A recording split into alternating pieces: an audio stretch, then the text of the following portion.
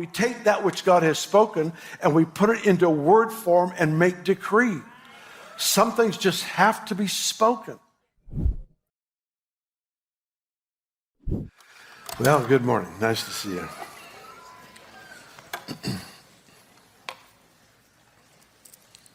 How many of you had graduations to go to this week? Anybody else had? I had a couple of them. Yeah, it's good. Had my oldest grandson graduated from 8th grade, and Judah, right here to Bethel Christian School. That was fun. And then my oldest granddaughter graduated from high school this week, from Foothill. And when I walked up to the stadium, I noticed it's called Bill Johnson Memorial Stadium. I thought, man, I bet that was a lot of work to get that prepared for me to come to see my granddaughter graduate. And then I thought, memorial.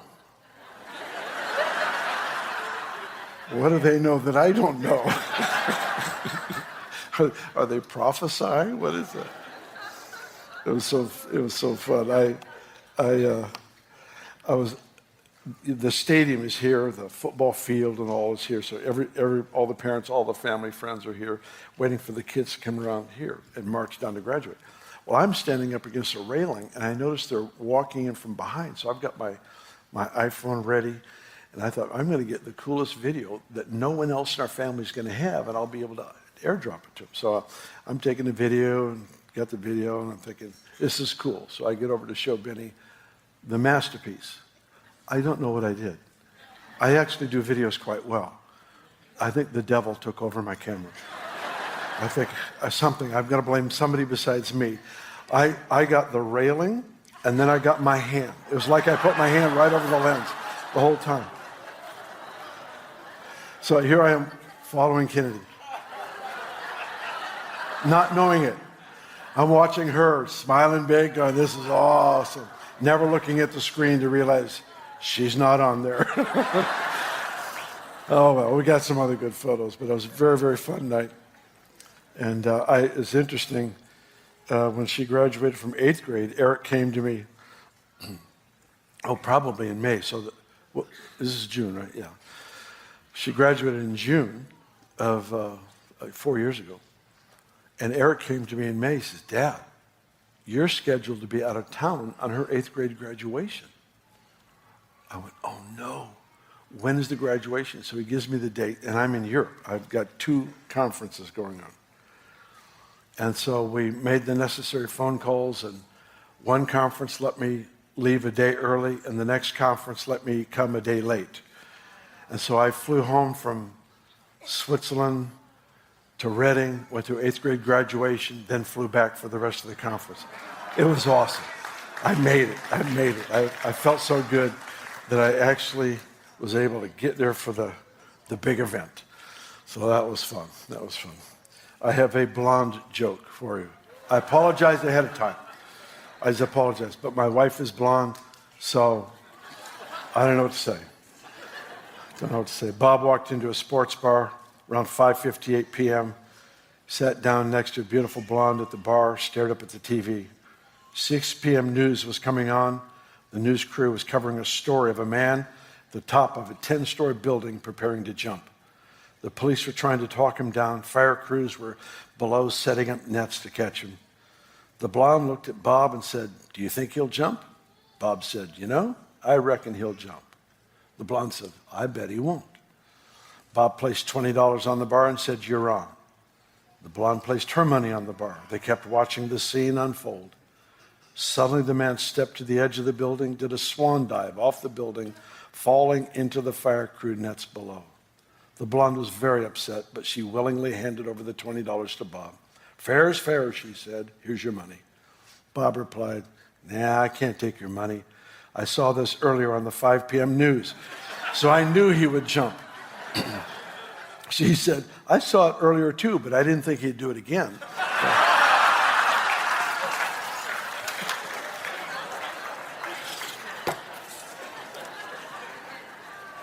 Probably blonde jokes shouldn't be allowed in church, but until they're outlawed, I'm going to keep doing them. So funny. Open your Bibles, if you would, to 1 Timothy chapter 1. I mentioned the graduations this week because one of the privileges that I had this week was to actually speak at the 8th grade graduation. And I shared the verse I'm going to share with you. It's this concept has been on my heart for a while, just for me personally, because I believe that the Lord is trying to stretch me in ways that I've not been stretched before. So we've got 1 Timothy chapter 1. We're going to start with verse 18. Excuse me. This charge I commit to you, son Timothy, according to the prophecies previously made concerning you, that by them you may wage the good warfare, having faith and a good conscience, which some have rejected concerning the faith and have suffered shipwreck, of whom are Hymenaeus and Alexander, whom I delivered to Satan, that they may learn not to blaspheme. I want you to look at me with verse 18 and the first phrase of verse 19 again. This charge I commit to you, son Timothy, according to the prophecies previously made concerning you, that by them you wage the good warfare, having faith and a good conscience. It's interesting to note that a clean conscience is actually connected to strong faith. A defiled conscience actually undermines and weakens faith because we know. We know that there's been compromise. And compromise is like putting dirt into cement. It just weakens the whole process. It won't settle. It won't be a strong foundation to build on. And so it's not that answered prayers come because of our righteousness. That would never be the case. But there is something to be said about treasuring and protecting a clean conscience. And what's important in this passage is to see that strong faith works a parallel road to a clean conscience. It feeds from a clean conscience. I want to read the same passage to you out of the Passion Translation. So, Timothy, my son, I'm entrusting you with this responsibility in keeping with the very first prophecies that were spoken over your life and are now in the process of fulfillment in this great work of ministry in keeping with the prophecies spoken over you. With this encouragement, use your prophecies as weapons as you wage spiritual warfare by faith with a clean conscience. Listen to this last verse or this last sentence again. With this encouragement, use your prophecies as weapons as you wage spiritual warfare by faith and with a clean conscience.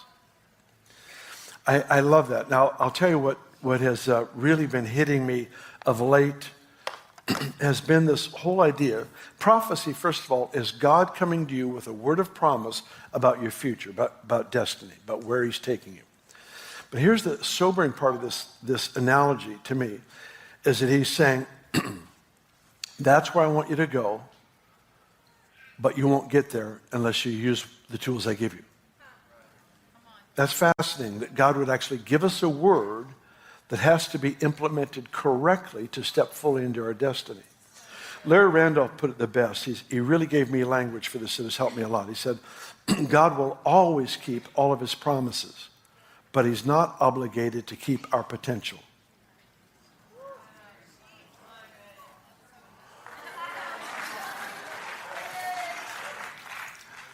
God will always keep all of his promises, but he's not obligated to keep our potential. So think about the implications of that. There is something that is in God's heart. It is actually, he's given us the tools or the weapons, whatever it is that we need to get from here to there, he's put in our hands. But unless there is the good fight of faith, where faith is expressing the tool, the good fight of faith, we do not automatically step into what God has promised. It's critical to realize that. I've been in a season lately where I've been doing a lot of waiting and resting for God to fulfill words. which is an important part. Because here's the deal. There's two basic ways that we make advancement in this kingdom. One is the Mark chapter 10 passage where Jesus said, unless you receive the kingdom as a child, you will by no means enter it. So you can only enter, you can only walk into what you've received. So it has to come first as a gift. It's something that he does on my behalf. He provides for me. It's like receiving an inheritance. If you sit in a lawyer's office and he reads off what you've inherited, you've not worked for it. It's not wages. It's simply a gift. It's the result of somebody else's labor, and you're receiving a gift. That's what this Mark 10 passage is all about, is that we receive as a child. Child is what? Inheritance, identity. In my place, I know that I'm a child, I'm a son of God. We're sons and daughters of God. We receive what he's given to us freely as a gift. But there's the Mark 11 passage that gives us the other side of the same coin. And that is where he says, the kingdom of heaven suffers violence, and the violent take it by force. So here's this contrast of receiving as a child and taking by force. Both are essential, but if you try them both at the same time, you'll hurt yourself. You get a whiplash or something. I'm not sure what'll happen, but it'll be painful. You can't rest and receive and fight for something at the same time. Those are two different seasons, two different moments in life. So here we've got this concept of possibility, of promise, that which God has arranged for us, designed for us, equipped us for, and yet it won't be experienced unless I responsibly steward what God has put in my life, specifically his word over me. The word of the Lord will get me to where the will of the Lord is for my life.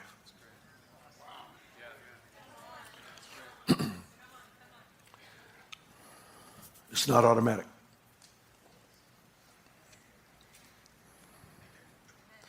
It's the fact that God is willingly taking me into a conflict. And here's something interesting. Forgive me, I don't have chapter and verse. I forgot to get this for you today. But there's this part of the story with Israel. Israel is being taken out of Egypt into the promised land, into the wilderness, into the promised land. So early in their journey, it was within, I think, the first year, out of the land out of Egypt, there is an enemy right here. And the Lord says, if I take them into this conflict, they will want to go back to Egypt. They don't have the strength as warriors yet to fight through that battle. So the Lord said, so I'm going to take them around. Which is interesting, because if he doesn't take us around a conflict, it's because he's equipped us to win the conflict. That's the implication, is that he cares for us more than we care for us. But he's trying to build something in us. And there are certain things that can only be built in a fight. Some things can only be built in rest. Knowing when to just simply observe. Stand by and see the salvation of the Lord, which he will accomplish for you today. Some things can only be absorbed in the posture of rest, knowing that God is working on our behalf. And yet there's this whole other realm that requires conflict. So God only takes me into a conflict I'm equipped to win. But the next thing about conflict is conflict builds strength. It's, I guess, the proverbial example would be the chick that's in the egg, that's trying to hatch out of the egg. If I crack the shell for it, it will end up dying because it was the fight out of that shell that gave that baby chick circulation to its limbs where it would actually survive hatching. It was the fight out of the shell. If you crack the shell for them and get them out, they will actually just lay there and die because there was no fight to strengthen them for their own survival. What is this? This conflict is actually to strengthen us in character and in resolve so that once we enter our quote-unquote promised land, we have the integrity to stay there.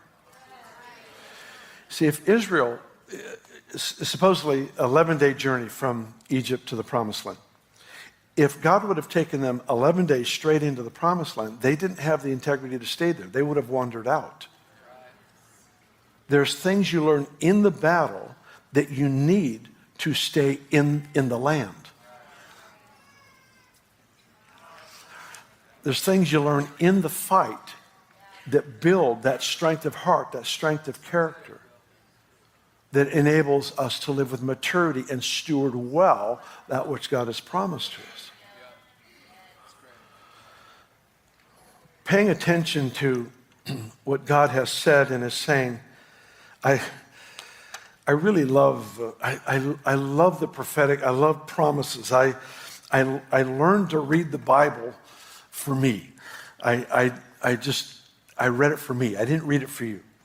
I still don't read it for you. I read it just for me because it's all about me. It's all about. So when I read, I am reading so that I can eat. I am feeding my soul. I am not looking for sermon material. Anybody can regurgitate what somebody else has said. I want to know what he's saying to me. And as it gets filtered through my experience, my thinking, my personality, gifts, whatever, then it becomes material I can pass on. But it's got to hit me first. And I love reading the Word for just seeing what God is saying about my life and what he's doing in the earth today and all that stuff. My phone, I mentioned I think a month or so ago, but my phone and my car get along very well. They're very close, very, very intimate friends. Because of Bluetooth. Bluetooth brought them together in just a marvelous way. And when I get into my car, when I drive home this afternoon, I'll just put my phone in there. It's already set up. They've already got an ongoing relationship.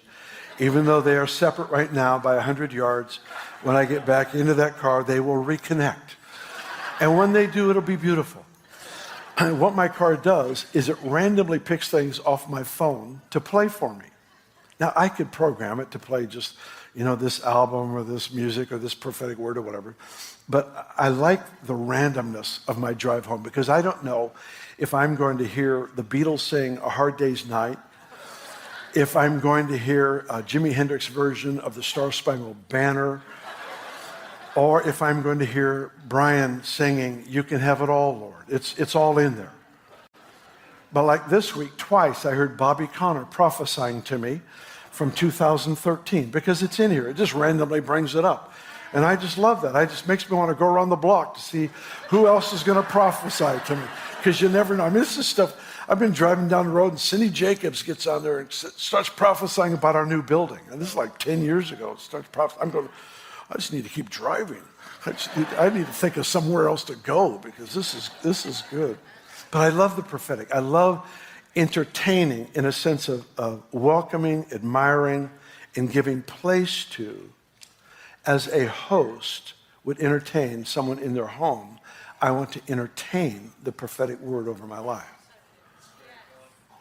You see, the battleground initially for us is the mind. The battleground is here. It's right between the ears. Paul talked about this in 2 Corinthians 10 in such graphic ways that it's almost frightening. Sobering. Sobering is a much better word.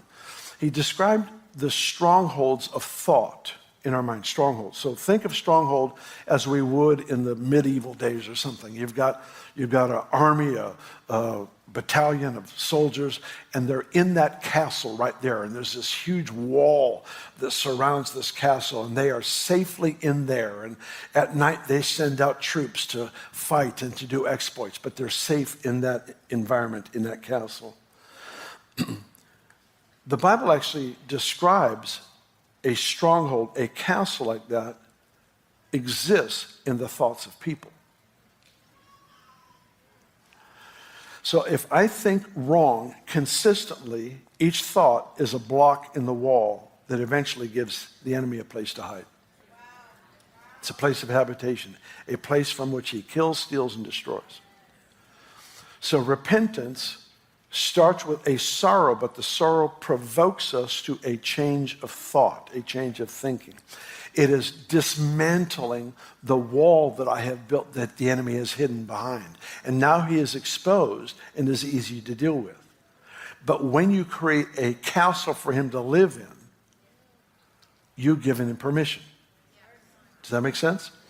So if I'm constantly believing a lie, then what I've done is I'm actually making agreement with the accusation, the deception, the manipulation, all the tools that the enemy uses. I've made agreement with that, which means my authority I have now lended to him. Because Jesus said, after he rose from the dead, he said, I have all authority in heaven and on earth, which means there's somebody out there who has no authority.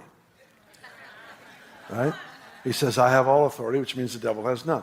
So here's the deal. He passes on authority to you and me to implement his purposes in the earth. But when I listen to the deceiver and I make agreement with his words, he then is able to function out of my delegated authority, at least in measure.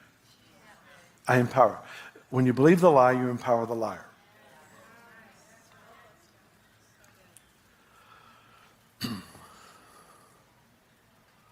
So the battleground then is, first and foremost, in the mind.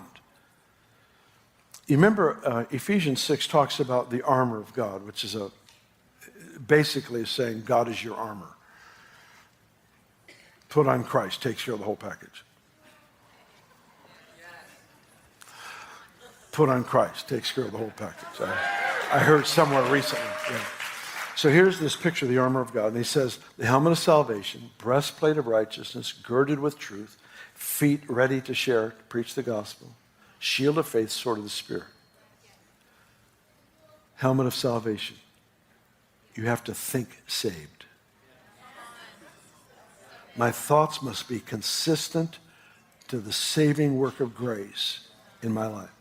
When they violate that, I give place. I'm not talking about being demonized and all this. I'm just talking about there's a weakening. There's a weakening of our posture, of our position.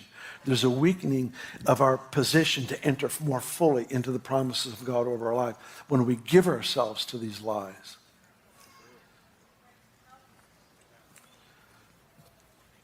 I'm about 10 minutes away from fear and discouragement any day of my life. All I have to do is think on the wrong stuff.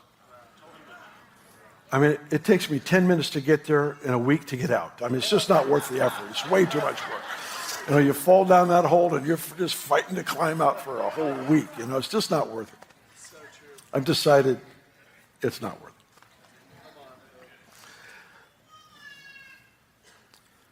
So instead of entertaining the lie, if you want an interesting study, read Nehemiah 4 and 6, those two chapters, and you'll see the tools that the enemy uses. They're outlined very clearly, especially in chapter 6. But the enemy uses things like accusation, distraction.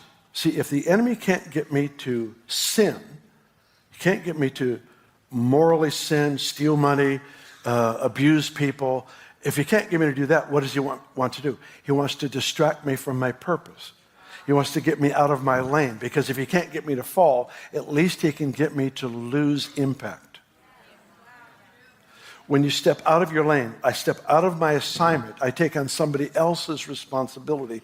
What happens? I'm not able to do my task and theirs. Does that make sense? So the whole issue of distraction. So look through those two chapters and you'll see just a list of accusation, manipulation, all those kinds of tools that the enemy uses for every one of us. They're repeated in our lives constantly. The key then is to be so anchored in what God has said that nothing else is appealing. The only time the devil's words are appealing is when I've lost sight of what God has said. The only time the lie looks reasonable is when I've lost sight of what God has said. Think saved. Think saved. Having the value system to maintain a clean conscience is just huge, because it keeps the heart in a place that is so free to grow. You understand, faith comes from the heart, right? It doesn't come from the mind. But a divided mind will defile the heart.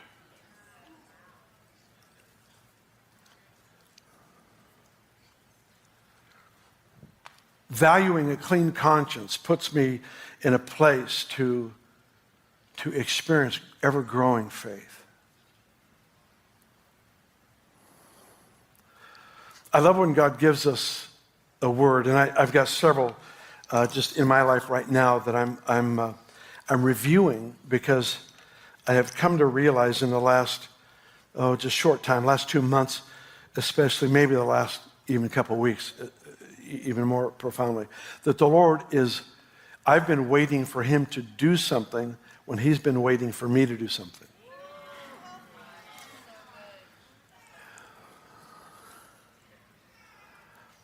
I've been waiting for him to do something when he's been waiting for me. You remember the whole story when the disciples woke Jesus up in the boat. He calmed the storm. And then he turned to them and he says, why are you so afraid? How come you don't have faith? And I'm thinking, wait a minute, I have faith. I knew who to come to. I came to you and asked you to calm the storm, and you did a good job. Thank you. I give you praise. I give you thanks. I give you honor. And the Lord was looking for something else. There are times where he does not want to do something for me. He wants to do something through me. And discerning those moments, those seasons, that's to me is the fragile part of life. Because there are times where I want to rest and he wants me to act, and there's times I'm fighting and swinging, and he said, man, you need to chill. Sit down and rest. If you get this victory, you're going to think you did it. And there's just times where we have those moments that just shift. I had a pretty funny experience. I wasn't going to share in this service because it's televised, but you'll understand why in a moment. I'm not that transparent of a person. Chris would tell you anything, but I'm a lot more personal and private than he is. Not necessarily a strength of mine, but it's reality. About 35 years ago, this is a little embarrassing. I don't share this ever, as in ever, public. I shared it with some doctors once because they would understand. Actually, twice with a group of medical. I had this problem. An abscess in the rectum. Don't picture it. It's just gross. This kind doesn't come out with prayer and fasting. It has to be cut out. I just didn't tell anyone. And so I'm at home. Dick Mills calls. Dick Mills, our dear friend, the prophet, he would call every once in a while. Hey, Bill, I got a good word for you. And he would just call and encourage me. He's just such a father of encouragement. And he calls me one day. He says, I got a good word for you. I said, yeah, what is it? I didn't tell him what's going on with me. I'd rather I didn't know what was happening. I'd rather I go in for a dental procedure and I come out fine. That's all. Yeah. So he calls. He says, I got a good word for you. I said, yeah, what is it? What is it, Dick? And he says, I've got this scripture for you. The glory of the Lord will be your rear guard.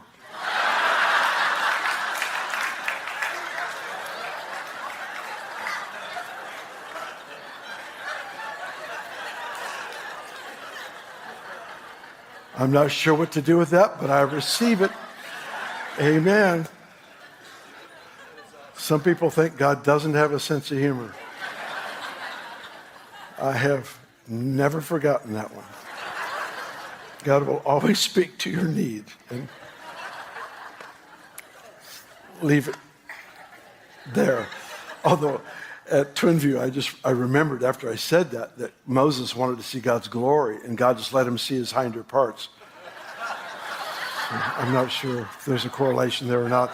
I'll probably stop right there unless this thing bottoms out entirely.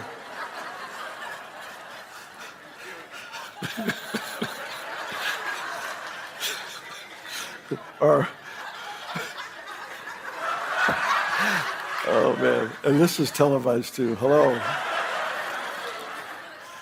In Weaverville, the church was Assembly of God Church, and certain mail programs would abbreviate assembly.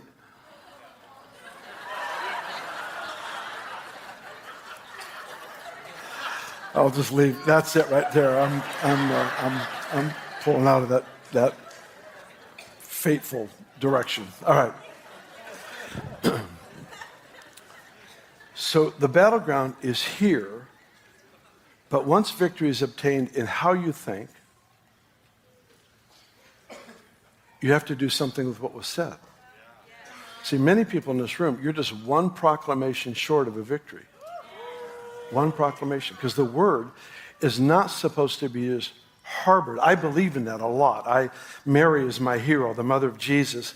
How she handled what was spoken over her was just stunning, because she's got the shepherds coming, she's got the wise men coming, Anna, Simeon. They're all coming with these words about her son, about Jesus, the eternal Son of God that she gave birth to. And it says two things about what she did. She treasured these words in her heart, and she pondered them in her heart. These two things, treasured, pondered, treasured.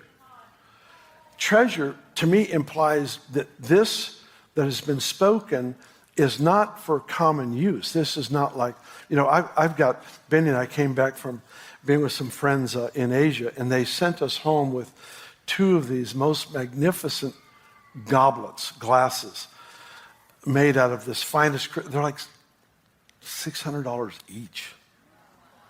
And these people sent it home with us. You don't let the kids use that in their lemonade stand out in front of the house. You understand what I'm saying? Why? It's too valuable. Right? What do? You treasure it. You put it in a safe place to be brought out at appropriate times. The appropriate time is when you want to ponder what God has said.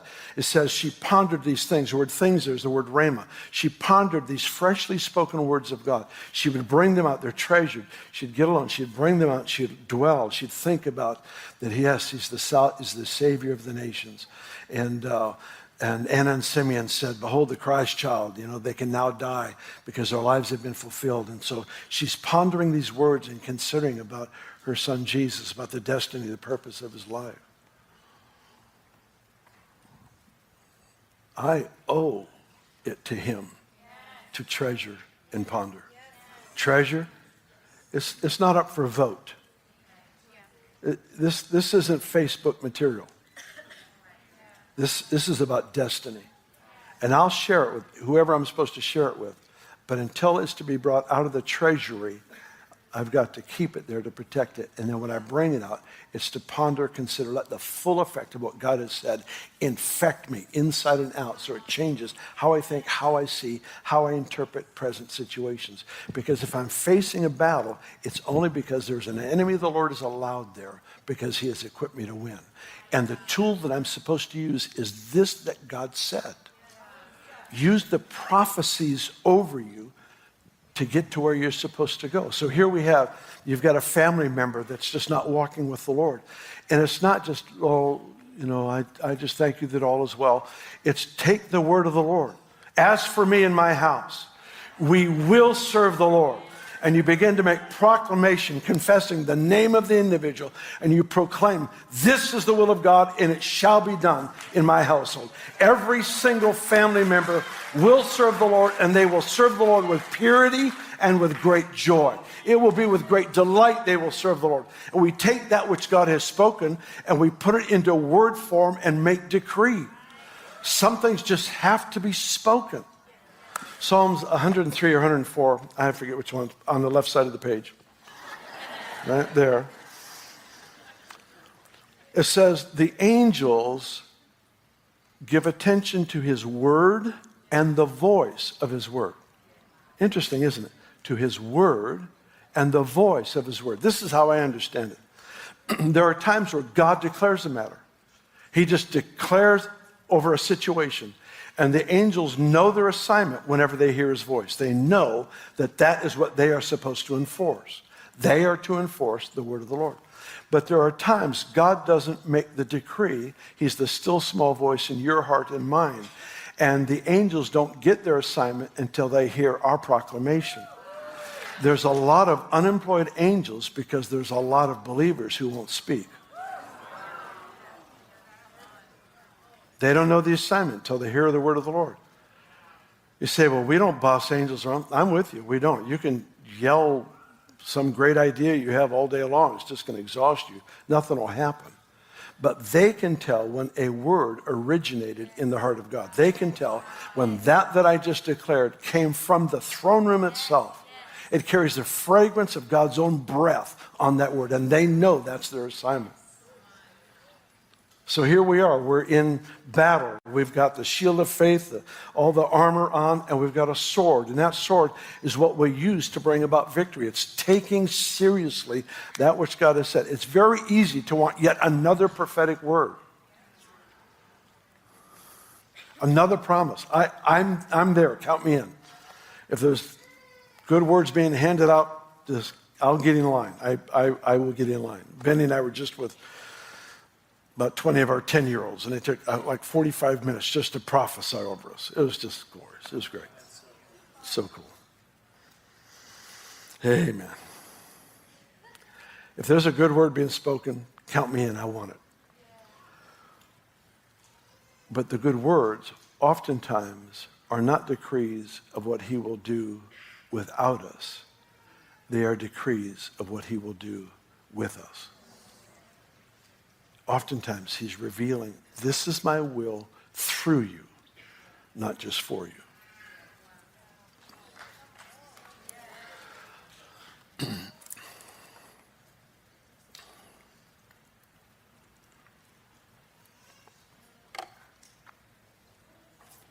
The terminology that Paul uses here specifically refers to being summoned into the lifestyle of a soldier. Now, just think with me for a moment, and we'll wrap this up. A person who's in battle, and a number of you have served our nation or the nation that you are from, you've served in battle, in war. And on the front lines of battle, you just don't have very many concerns. I mean, you have concerns, but you could care less what's on TV. You know, the amount your water bill has risen at home doesn't really matter. I mean, all you care about is keeping your head down, having enough ammunition, knowing where your friends are. I mean, that's it. It's just all that's in life somehow gets reduced to staying alive and making advancement. It's wisdom for us to know the difference between the season of rest where we watch him do things for us and the season of war where we take what he has declared and we refine our focus so that very little matters besides victory itself. My cry today, and we're going to pray for us in just a moment, is my cry is that the Lord would give a fresh word of promise to every single person in the room, a fresh word. This time, not a word that you get to rest in. You have those. But words that you can fight with. You get alone with God. You're driving down the street. And you just begin to make the decree. This is what God has said. I'd encourage you, if you don't already know how to do it, obtain the liberty to remind God of what he said. It's a unusual exercise in Scripture. You see with Daniel, God, you said after 70 years we'd be released from bondage. You see this, the reminding of God. God doesn't forget. He doesn't need reminding. But I need to know that I am working in conjunction with what he has declared, and I'm using my right as one to pray appropriately. And there is no more accurate way to pray than to pray what God has said. It's for our sake entirely. This fight that I am in for this breakthrough changes me.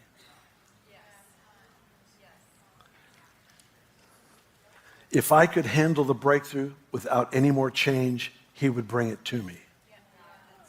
But because I need to change in order to occupy that which God has promised, he wants me to fight my way in.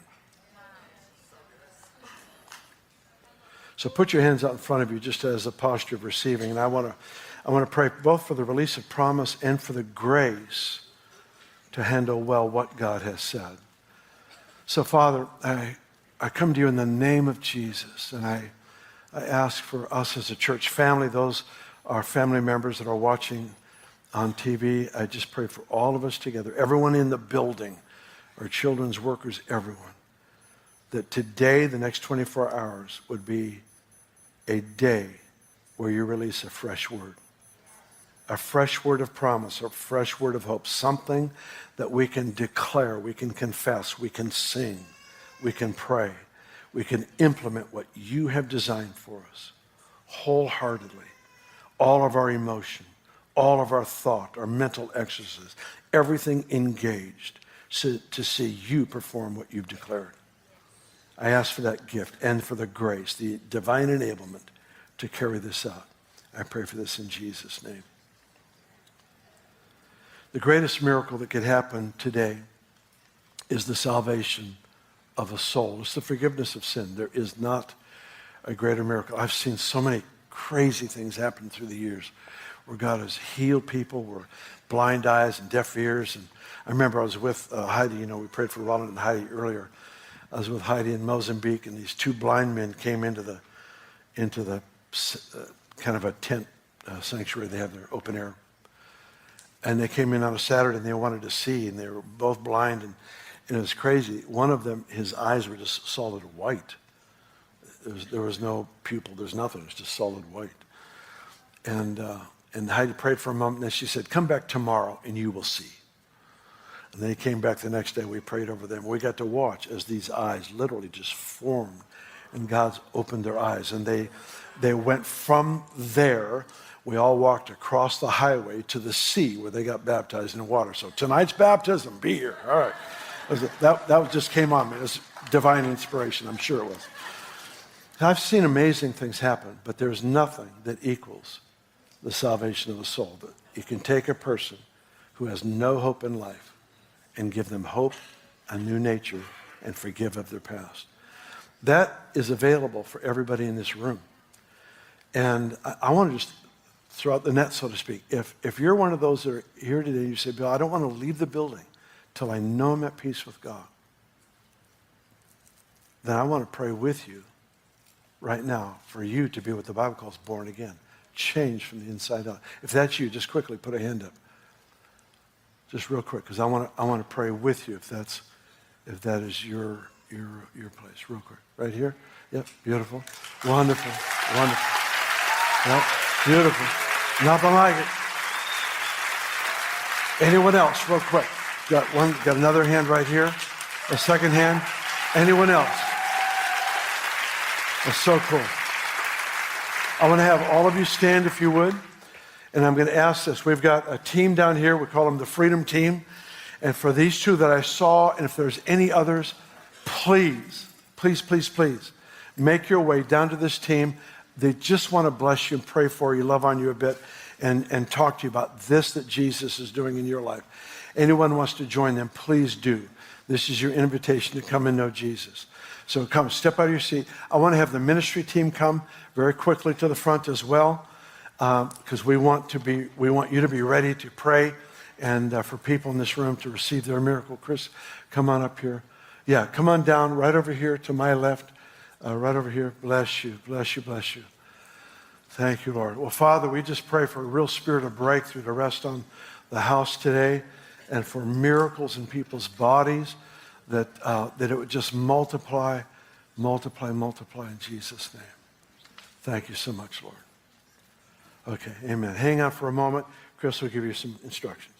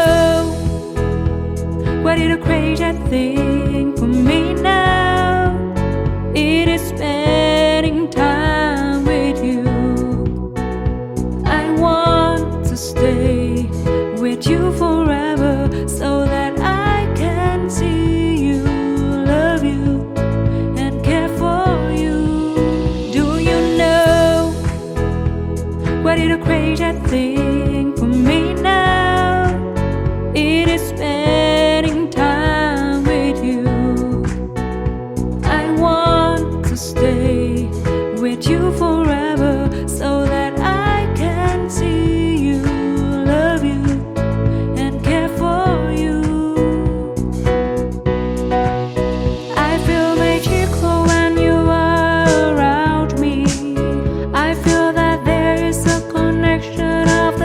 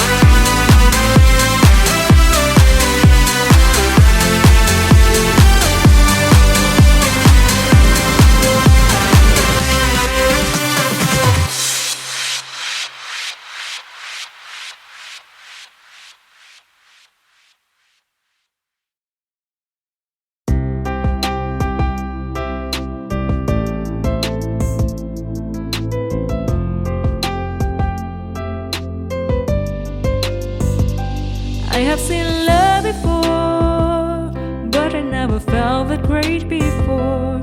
I can say proudly that I love you and your love is great. You are such an amazing man.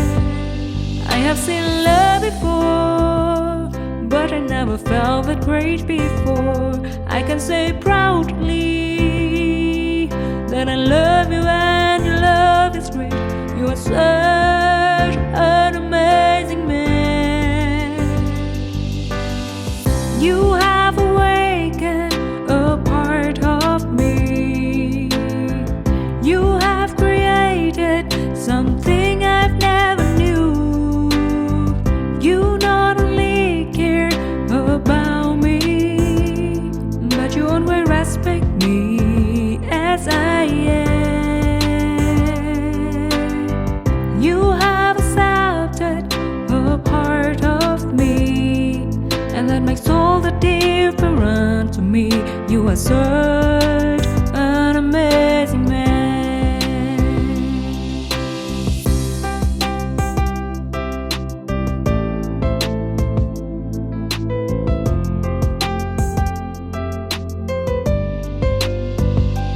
I have seen love before, but I never felt that great before. I can say proudly that I love you and your love is great. You are such an amazing man. I have seen love before, but I never felt that great before. I can say proudly that I love you and your love is great. You are such an amazing man. You have awakened a part of me. You have created something I've never knew. You not only care about me, but you always respect me as I am. You have accepted a part of me, and that makes all the difference to me. You are such an amazing man.